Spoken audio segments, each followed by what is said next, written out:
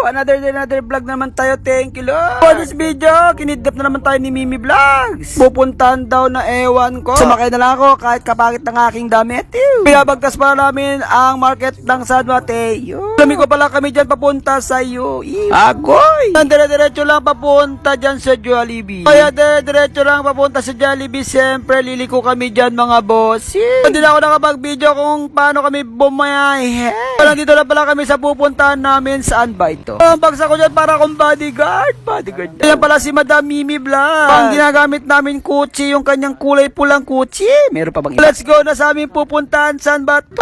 Pupunta yata kami sa kainan mga bossing. Ito pala pupuntahan namin isang dibo ng aking pinsan. Pinsan ko ba? Pamangkin. Ito pala yan sa Salinungan. Ewan ko kung east o west. Siyempre, nagmano-mano tayo sa aking lulu. Ang ganda, green carpet. Akala ko red carpet. May green din pala mga bossing. Napunta sa si Mimi Vlogs doon sa loob ako na may patayo-tayo. Lama! Napakabongga naman itong dibo na to. Napakabongga talaga. Uy, bongga. Ano daw? Puro bongga. Napakarami ng tao mga bossing. Pero nararamdaman ko kaya maraming tao kasi maraming pagkain. Ako naman ang Pilipina bang may pagkain nandyan silang lahat. Pero mamaya makikita nyo pag wala ng pagkain, wala na sila. Nagkita-kita pala ang magtita. Ate Mila pala nagkita sila ni Mimi Vlog. So, medyo matagal pala ito mga bossing. Daming pagtatagal ako'y nagugutom na. Pala yung magdidibo si Abigail 18 years. Mga bossing, hindi ko na natapigilan ang aking gutom. Kaya naman dumukot at kumuha na ako ng ice cream. Saan pala ako kumuha mga bossing at nakipagagawan ako sa mga bata. Pre, papaingitan ko kayo dyan mga bossing. Habang nag-uusap ang aking auntie at saka si Mimi Vlogs,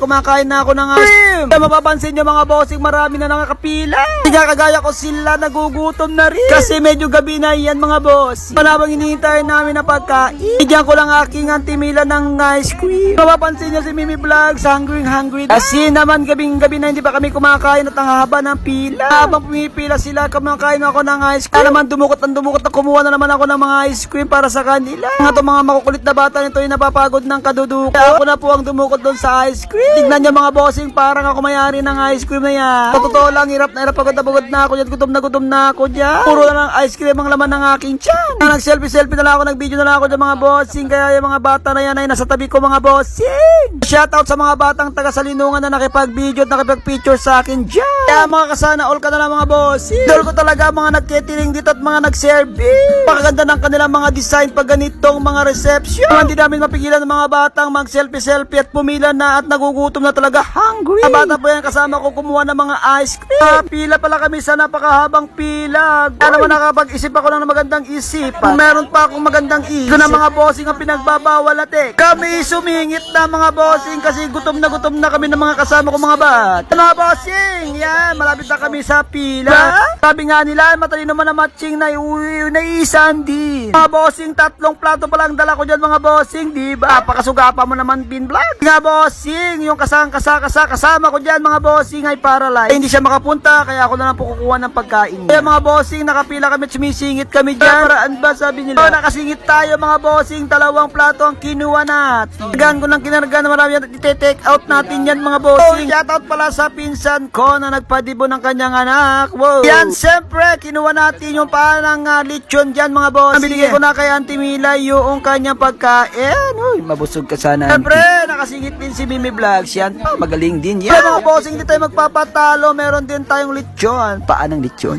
Kaya mga bossing yan, ready to eat na tayo mga bossing. Kaya na nakuha natin, napakarami natin kinain. Timawa ka talaga. Siyempre, nisip natin ang mga kasama natin kaya tinake out ko na lang, kumain na lang ako ng konti. Dito ko naman tatapusin na walang kwentang vlog na to. Don't forget to subscribe, follow, and share mga bossing.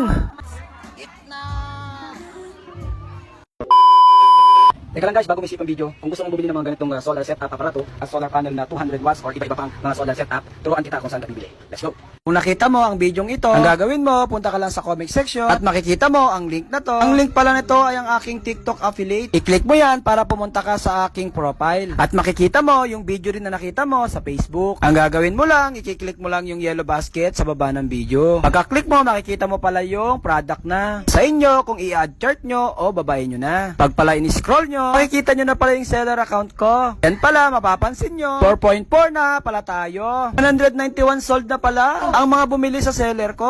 Ang gagawin mo, click mo lang ang profile ko at napapansin mo, makikita mo na marami kong product ko pala dyan, ilangis at mga aparato, solar setup, mga design ko, iba-iba pang produkto. Siyempre, di mawawala yung mga spiritual protection na pangontra. Anong pangontra? Pangontra pala sa spiritual problem sa mga kukuha, mga product ko. Alam nyo na po ang gagawin nyo. Ilang ating video. Happy checkout guys! Thank you for watching. Bye-bye!